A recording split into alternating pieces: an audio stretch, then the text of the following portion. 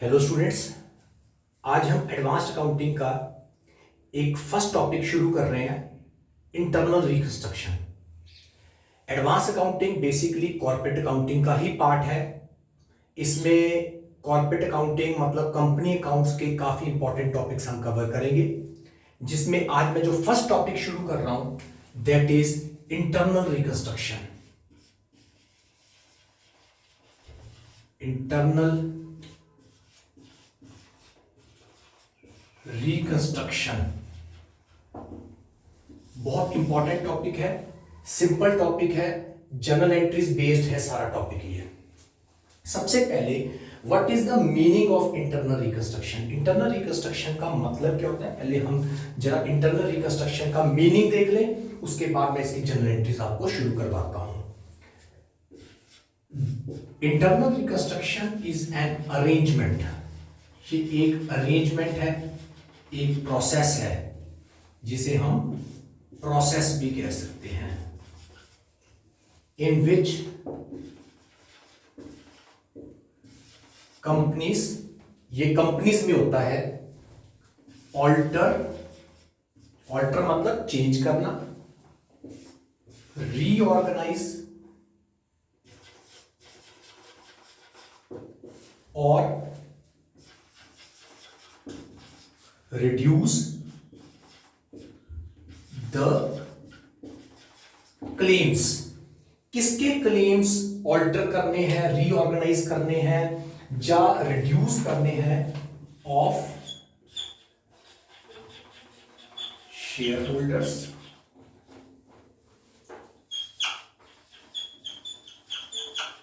Debenture holders, share holders equity preference दोनों, debenture holders, creditors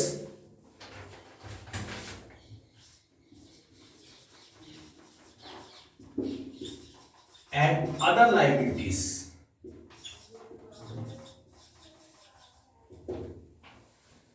किसी के भी क्लेम्स शेयर होल्डर्स के, डिबेंचर होल्डर्स के, क्रेडिटर्स के और अदर लायबिलिटीज को हम ऑल्टर करते हैं, रीऑर्गेनाइज करते हैं, रिड्यूस करते हैं। इसका ऑब्जेक्टिव क्या है? To write off. हमने राइट ऑफ करने हैं। क्या राइट ऑफ करना है? Accumulated losses. कंपनी के पास accumulated huge losses, fictitious assets, एक तो ये रीजन है, और to revalue the assets, assets की वैल्यू ठीक करना, to bring it to its true value, so that balance sheet shows true and fair view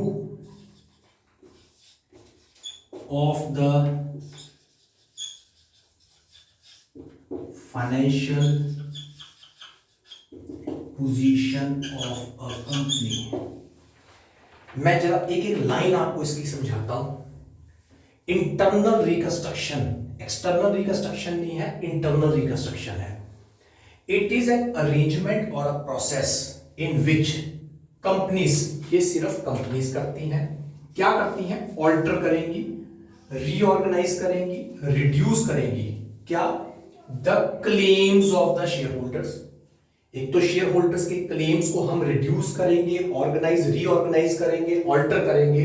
debenture holders के क्लेम्स को, क्रेडिटर्स के क्लेम्स को, अदर लायबिलिटीज के क्लेम्स को, ताकि जो पैसा हमारे पास उनके क्लेम्स को रीऑर्गेनाइज, ऑल्टर और रिड्यूस करके आएगा, हम उससे एक्यूमुलेटेड ह्यूज लॉसेस कंपनी के पास पड़े, बहुत सारे पड़े हैं बैलेंस शीट के अंदर, फिक्टिशियस एसेट पड़े हैं जैसे प्रीलिमिनरी एक्सपेंसेस, इनको राइट ऑफ करने के लिए।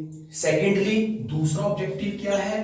कंपनी के जो एसेट्स हैं उनकी वैल्यू ठीक नहीं है, ओवर वैल्यू हुए एसेट्स, उनको उनकी ट्रू वैल्यू पर लेके आना, जब अंडर वैल्यू है तो भी उनको ट्रू वैल्यू पर लेके आना, सो दैट जो हमारी बैलेंस शीट है वो true and fair view of the financial position of a business concern दिखाए, क्योंकि बैलेंस शीट के अंदर fictitious assets, accumulated losses, under valued fix assets, over valued assets दिखाए हुए हैं, उनको सबको ठीक करना, यही हमारा ऑब्जेक्टिव है इंटरनल रिकंस्ट्रक्शन का, सो दैट जो बैलेंस शीट है वो true and fair view of the financial position of a business concern show करे। So it is basically arrangement, ये है क्या, एक अरेंजमेंट, एक प्रोसेस है जो कि कंपनी के board of directors in consultation with the share holders, debenture holders, creditors and other liabilities के साथ बैठ के ओवर द मीटिंग अरेंजमेंट करते हैं, सेटलमेंट करते हैं और उनसे सेक्रीफाइस इनवाइट करते हैं ताकि हम एक्यूमुलेटेड लॉसेस को राइट ऑफ कर सकें, एसेट्स को उनकी ट्रू वैल्यू पर शो कर सकें, so that balance sheet position shows the true and fair view of the financial position of a business concern. तो हम इसमें ऑल्टरेशन ऑफ शेयर कैपिटल करेंगे। अब हमारी फॉर्म क्या है, ये इसकी डेफिनेशन थी।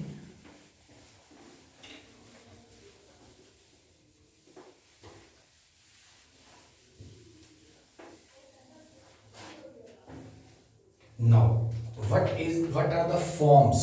हम forms of internal reconstruction कर रहे हैं। Forms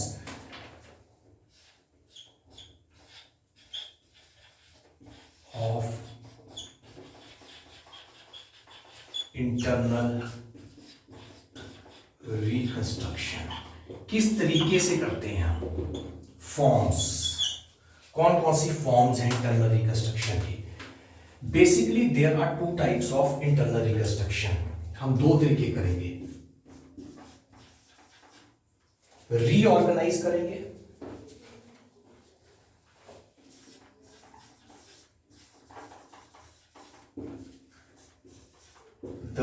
reorganise the capital structure,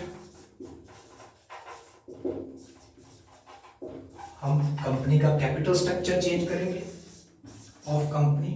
Reorganize means alter, reduce करेंगे the capital structure of company. So alteration of capital structure की जाएगी, reduce और reorganize। ये दो फॉर्म्स हैं इंटरनल रिकंस्ट्रक्शन के। अब बात करते हैं इसका ऑब्जेक्टिव क्या है, फिर मैं इसकी एंट्रीज कराता हूं। What is the objective behind internal reconstruction?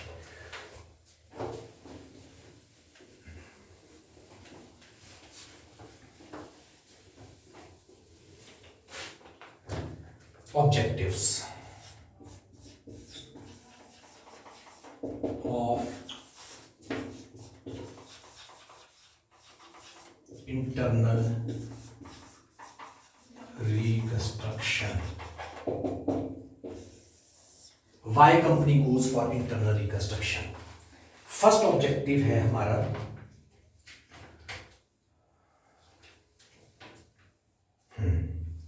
First to resolve the position of, to हम इसे ऐसे लिख देते हैं, reorganise the capital structure so that the complex, जो हमारा कैपिटल स्ट्रक्चर बड़ा कॉम्प्लेक्स है, so that the complex capital structure be made simple। हम अपने कैपिटल स्ट्रक्चर को सिंपल करना चाहते हैं। To write off accumulated losses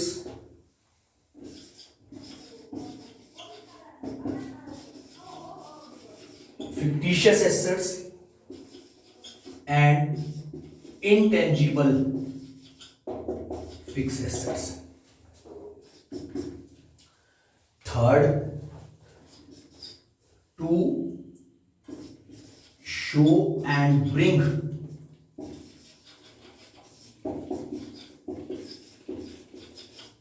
the fixed assets to their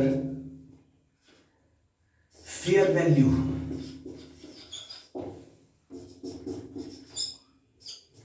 to avoid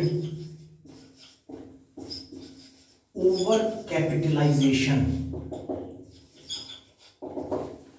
कई बार कैपिटल बहुत ज्यादा दिखाई होती है, उसे अवॉइड करने के लिए, to show and bring the fixed assets to their fair value, to write off the accumulated losses, fictitious assets and intangible fixed assets, to reorganize the capital structure so that the complex capital structure be made a simplified capital structure।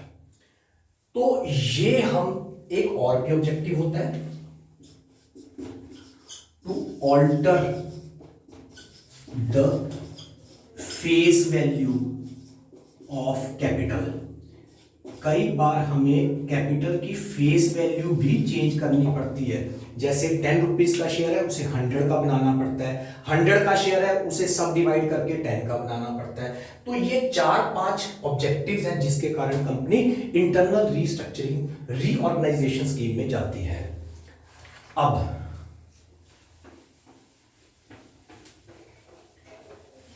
इसमें हम करते क्या है? एक हमारा capital reduction account और capital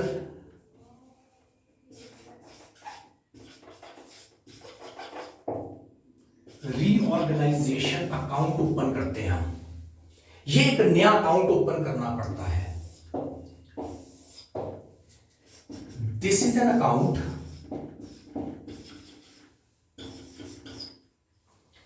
in which all the sacrifices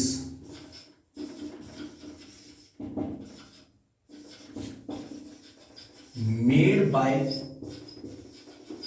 shareholders, debenture holders, etc. be credited। हम क्या करते हैं, एक अकाउंट ओपन करते हैं, जितने भी शेयर होल्डर्स हैं, डिबेंचर होल्डर्स हैं, उसमें अपनी सेक्रीफाइस क्रेडिट करेंगे, डालेंगे, and balance of such account be used to write off. इससे फिर हम एक्यूमुलेटेड लॉसेस, फिक्टिशियस एसेट्स, इन सबको राइट ऑफ करेंगे, and to bring the assets at their true value. तो हम एक नया अकाउंट ओपन करेंगे जिसका क्या नाम रखेंगे, सीआर अकाउंट, कैपिटल रिजर्व नहीं, रिडक्शन अकाउंट, जब कैपिटल रीऑर्गेनाइजेशन अकाउंट। इसमें सारी सेक्रीफाइस ट्रांसफर करेंगे और इस पैसे से फिर हम सारे फिक्टिशियस एसेट्स को राइट ऑफ करेंगे, सारे इनटेंजिबल एसेट्स को राइट ऑफ करेंगे, सारे एक्यूमुलेटेड लॉसेस को राइट ऑफ करेंगे और सारे एसेट्स को उनकी ट्रू वैल्यू पर लेके आएंगे।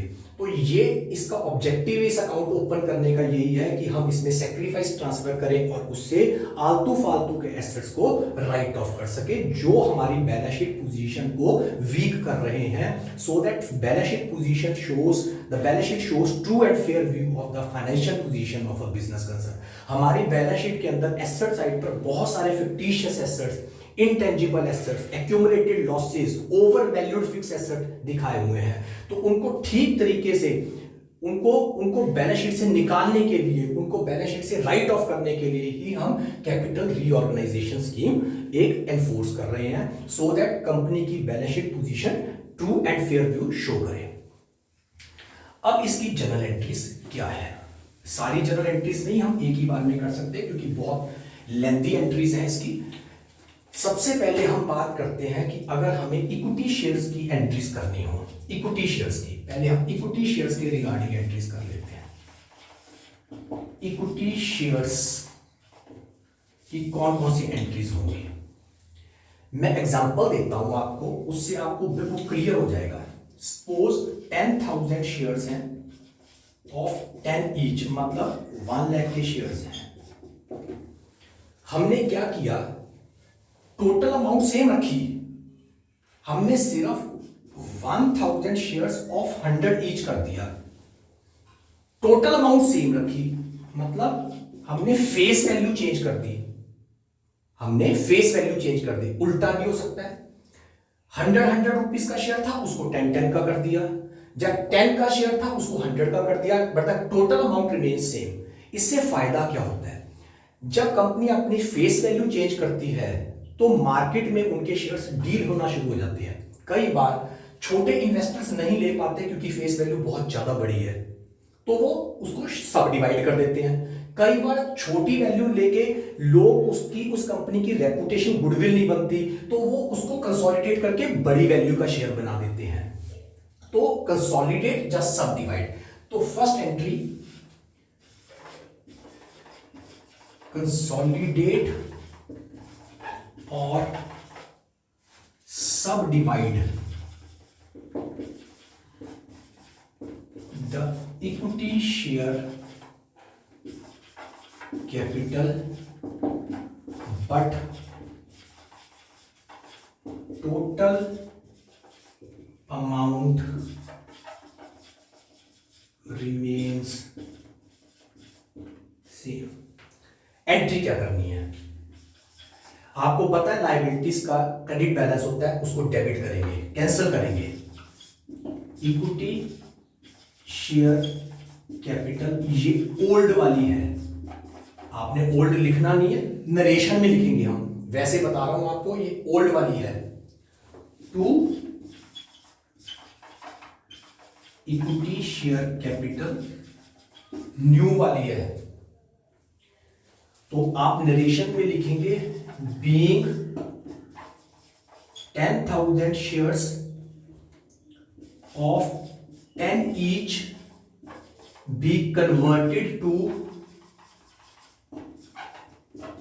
1,000 shares of 100 each, amount 1 lakh 1 lakh.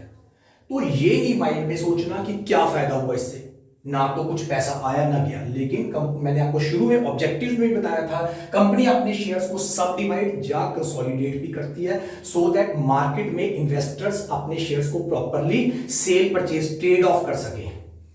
तो जब भी कंसोलिडेट या सब डिवाइड करना है और टोटल अमाउंट चेंज नहीं होती, तो बस आपने एंट्री पास करनी है, old equity share capital right खत्म हो गई, to new equity share capital, और नरेशन में लिख देना है 10,000 shares of 10 each be converted into 1,000 shares of 100 each, but the total amount remains same.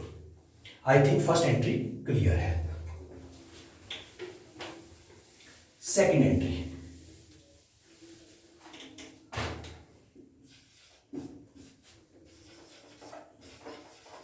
Equity share capital be reduced, certain part paid, certain part converted into preference share capital etc। अब हम ऐसे करते हैं, यही वाला case लेते हैं। Equity share capital थी 1 लाख, हमने 10 रुपीज के शेयर को सपोज 2 रुपीज का शेयर बना दिया। शेयर उतनी है लेकिन वैल्यू कम कर दी, जरूरी नहीं है कि वैल्यू सेम रहे, वैल्यू कम भी हो सकती है। थोड़ा पैसा कैश में दे दिया इक्विटी शेयर होल्डर्स को, थोड़ा प्रेफरेंस शेयर की फॉर्म में कन्वर्ट कर दिया, और बाकी उनसे सेक्रीफाइस ले ली, मतलब सेक्रीफाइस, ये सबसे ज्यादा यूज होती है एंट्री। तो आपने करना क्या, बहुत सिंपल है, equity share capital account debited, यहां ओल्ड वाली capital to equity share capital, यहां न्यू वाली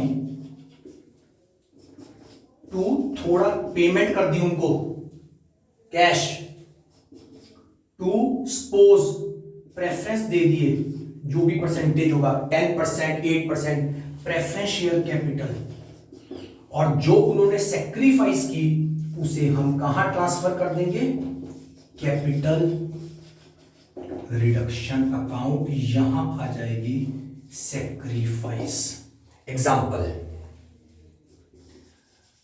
1 लाख इक्विटी शेयर कैपिटल थी, हमने इसको 2 रुपीज का रिड्यूस कर दिया, तो हमने इक्विटी शेयर कैपिटल दे दी उनको 20,000 की, सपोज 10,000 का कैश दे दिया। अपने आप कुछ नहीं करना, जैसे रीस्ट्रक्चरिंग स्कीम क्वेश्चन में लिखी होगी, हमने 20,000 के प्रेफरेंस शेयर कैपिटल भी दे दी।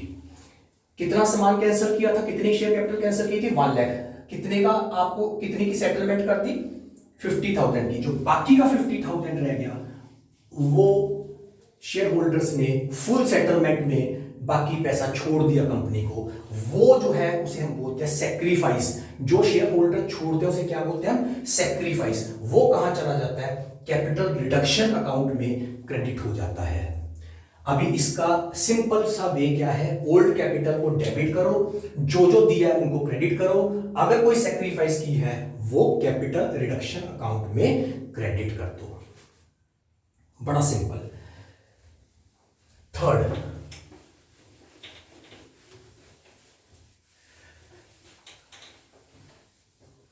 ये एक दो क्वेश्चंस में बहुत यूज हो रहा है, यही केस लेते हैं। इक्विटी शेयर 10 वाला 2 रुपीज का कर दिया, तो हमें करना चाहिए equity share capital to equity share capital to capital reduction, right. Equity share capital be converted to new equity share capital, right, but face value remain same. अब देखो, कंपनी ने 10,000 शेयर्स ऑफ 10 ईच 1 लाख के थे, face value 10 थी और fully paid थे। Company ने इनको 10,000 शेयर्स फेस वैल्यू 10 ही रखी, लेकिन पेड अप वैल्यू 2 में कन्वर्ट कर दिया, फेस वैल्यू नहीं चेंज की। अब आप पुरानी वाली कैपिटल को कैंसिल नहीं कर सकते क्योंकि फेस वैल्यू सेम है। अगर वो लिखते फेस वैल्यू रिमेन सेम, तो आपने पुरानी वाली कैपिटल को डेबिट नहीं करना, बस जितना पैसा उन्होंने सेक्रीफाइस किया है उतने की एंट्री करनी है।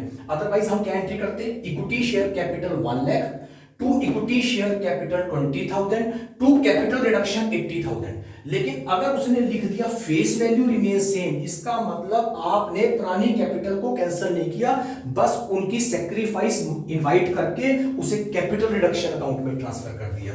तो एंट्री करेंगे equity share capital account debited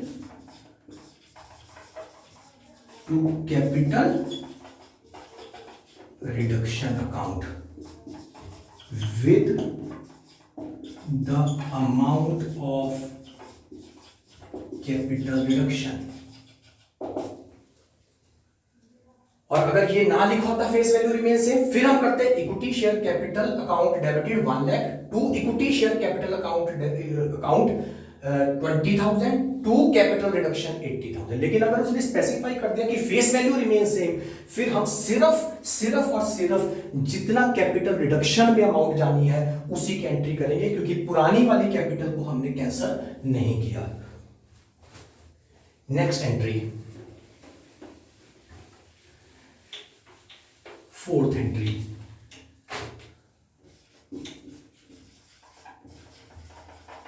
equity share holders to subscribe new shares. कई बार इक्विटी शेयर होल्डर्स को कंपनी रिक्वेस्ट करती है कि आप कंपनी की लिक्विडिटी पोजीशन को इंप्रूव करने के लिए थोड़े से नए इक्विटी शेयर्स परचेज कर लो। ये तो नए शेयर खरीदने वाली एंट्री है।